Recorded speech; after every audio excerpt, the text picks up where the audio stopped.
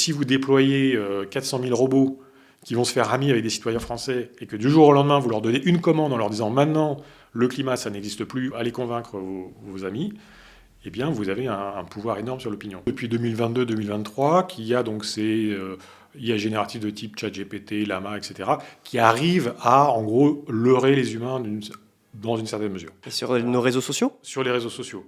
Donc, ce qu'il se passe, c'est que de plus en plus, il y a des contenus faux, enfin artificiels, fabriqués sur les réseaux sociaux. On a des IA génératives qui vont aller argumenter avec des vraies personnes en ligne. Et donc ça peut poser un problème, évidemment, parce que d'une part, ça veut dire que des citoyens interagissent avec des gens dont ils pensent que c'est d'autres citoyens, alors qu'en fait, ce sont juste des IA programmées pour.